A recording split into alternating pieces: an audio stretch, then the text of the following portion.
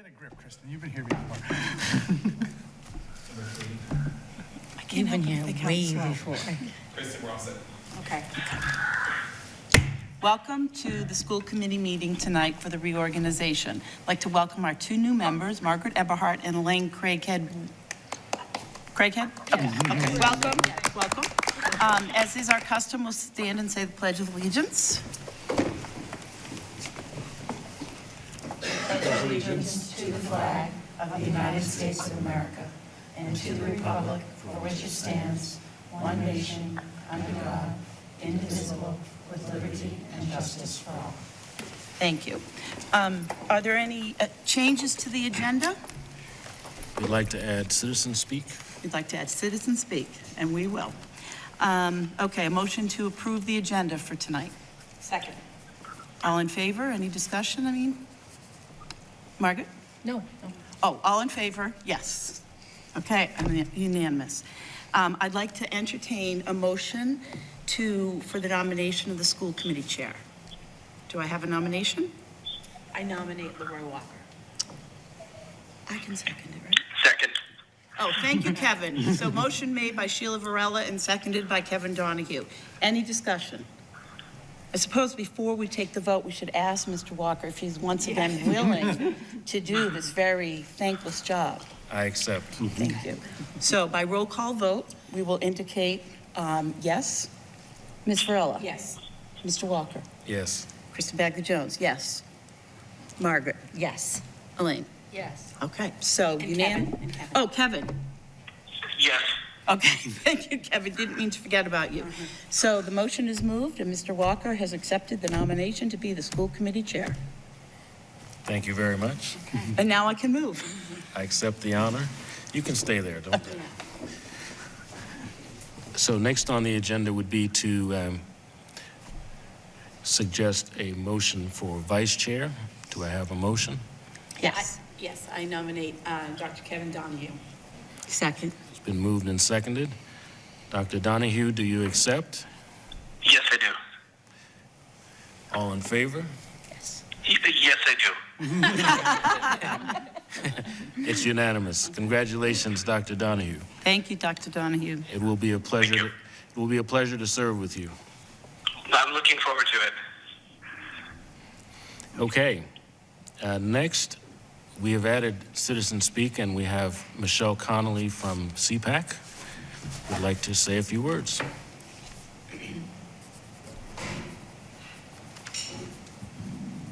Good evening. Thank you. I must say I'm a little bit embarrassed because I apparently didn't read the agenda and realized that that the agenda was this. I did show up in the beginning of April, and I was a little tardy, so I wasn't able to address this through Citizen Speak.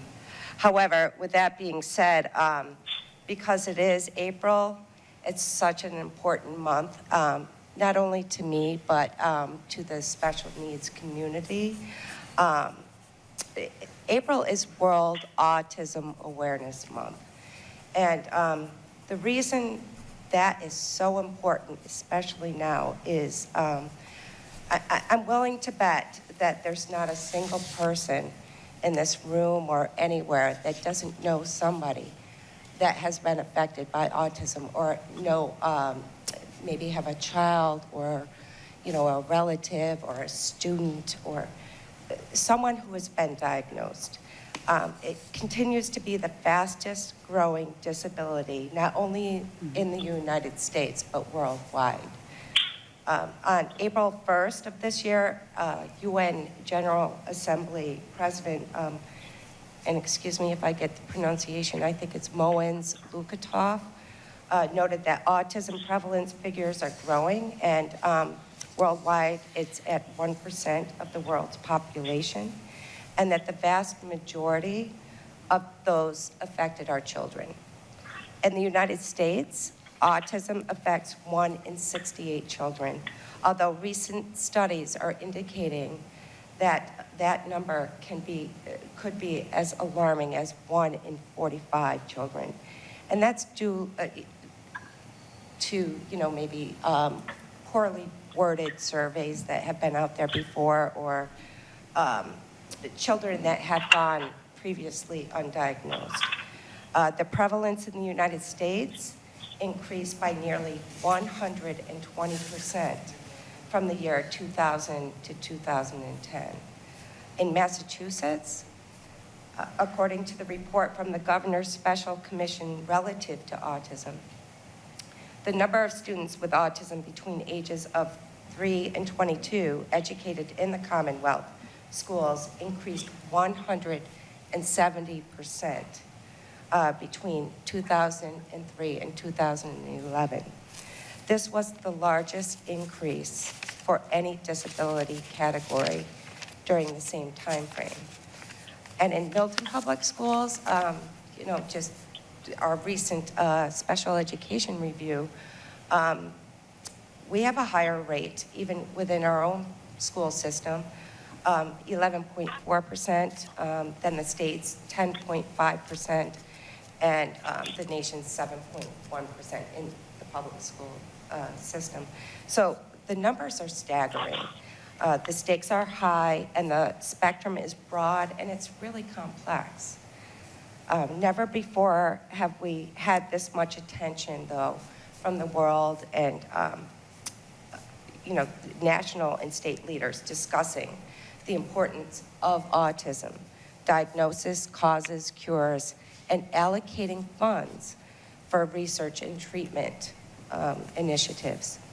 So I mean, both the state and federal government are more vested, is what we're seeing, in effective interventions that produce positive outcomes for students on the spectrum.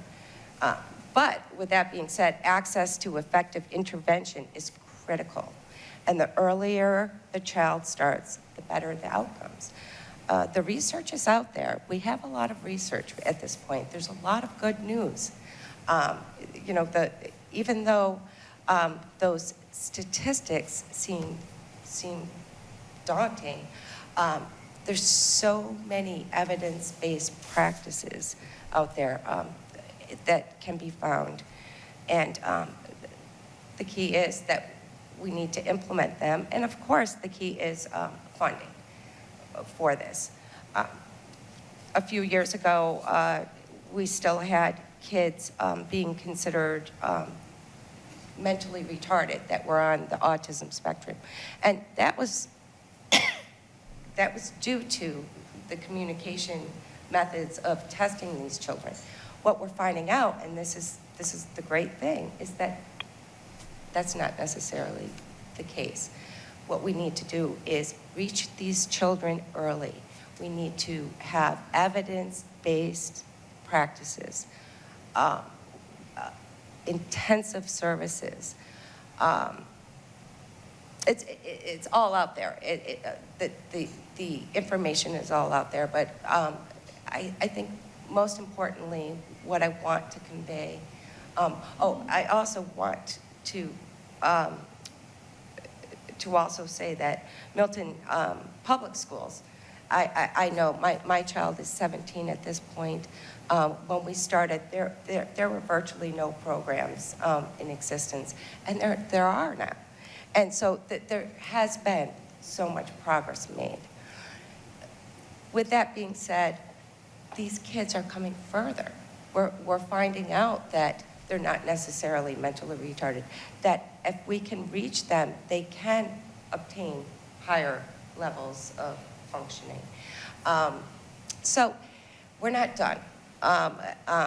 With these kids moving up through the school system and into adulthood, we just need to make sure that there are supports for them, that they can achieve their full potential. But more importantly, I just want to make sure that parents out there, if they have any questions with their children, that they can reach out to the CPAC, and we'll do our best to point them to the resources they need, or who they need to go to for evaluations, who they need to contact within the school system. But please reach out to us and reach out to Tracy Grandow, who has been just the most wonderful addition to the Milton school system as far as special education. She's the administrator of pupil personnel.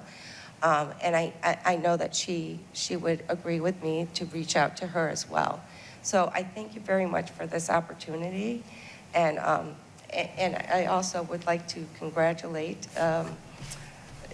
you to the school committee and welcome. And I look forward to working with you. Thank you. Thanks, Michelle. Next meeting agenda items. Any thoughts or ideas? Our next meeting will be May 11th. Ms. Varela. I would like to put on the agenda, I don't know where you want it, but I'd like to have an update from our safety guard patrol and the transportation committee. So I'll do an update. I should be able to do it with just a transportation update. And then I'd also like to have Jake Smith and the new safety patrol come and discuss how things are going. Great. Yeah. I think by then I'd have a health and wellness update. Okay. Right, Mary?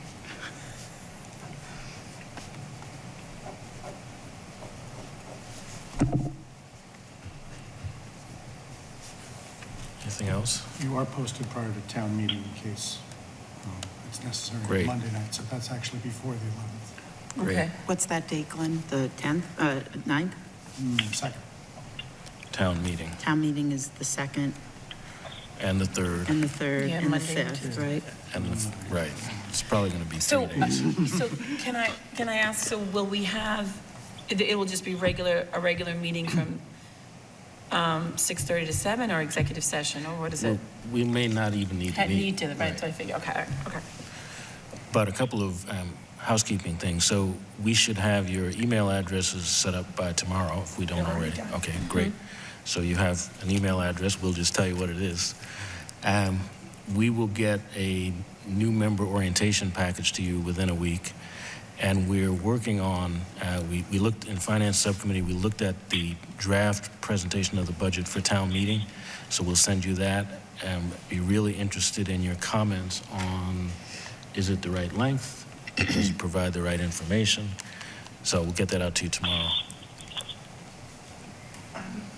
Charlene Roach has put together, similar to last year, a packet for all school committee members. And before your next meeting will be the school choice Right, hearing. forum. Yep. So Ms. Roach has put some informational pieces in that packet. Great. In the blue folder? Yes. Yep. And I missed finance subcommittee. Mr. Walker, you and Dr. Pavlicek planning, edits go to Dr. Pavlicek, and then what's your pleasure, sending it out to all the school committee members, So- the edits? So we'll send it out to all school committee members tomorrow. Edits should come back to me and Dr. Pavlicek. Bye. By email, by Thursday, close of business Thursday. That would be close of business tomorrow, right? Because the town meeting is Monday, so. But, question, so, but this is the budget that will be presented at town meeting, but we've already approved. It's Yeah, the it's the fiscal non-contingent budget. 17 Oh, okay. budget, right. Has there been any changes? No? No, All right. but But- we've thought that it's important, because the budget is such a large budget, that we make some presentation at town meeting. Of course, always, yes.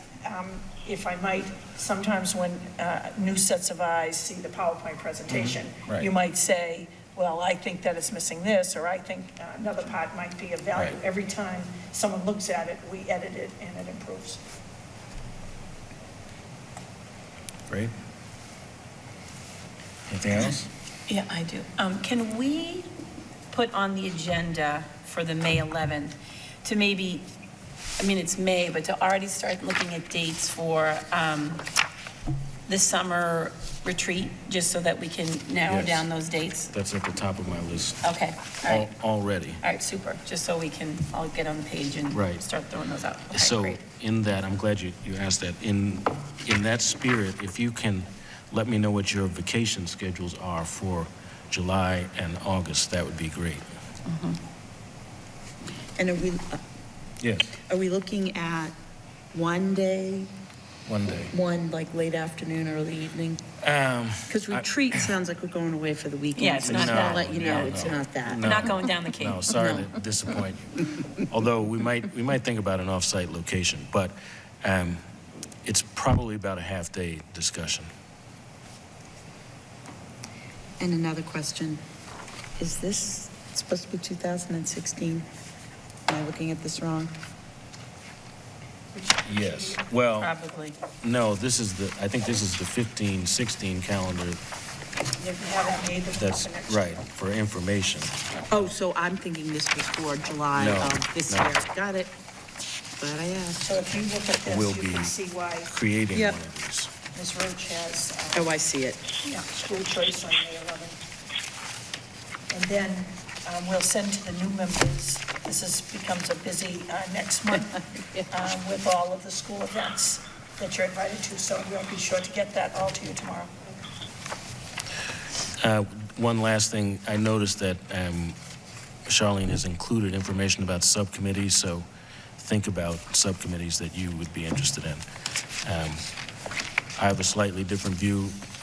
No more than 3 members, but up to 3 members will be able to serve on each subcommittee, and we'll make sure that the finance subcommittee, which gets very interesting during the budget process, will be accessible to all school committee members. Thank you. Thank you for that. That's You're good.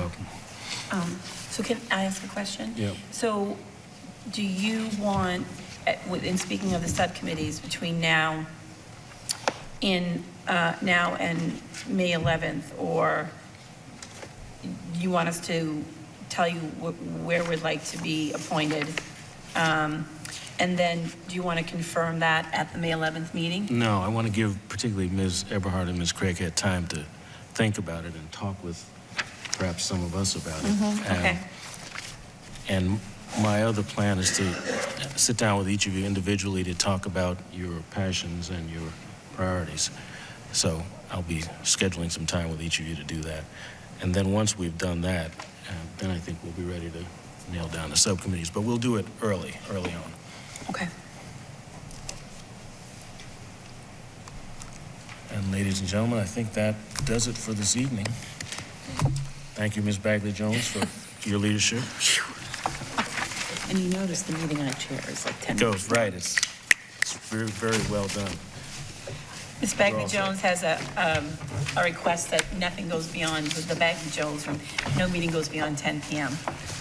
Who Yeah. thinks after 10? Well, you will now.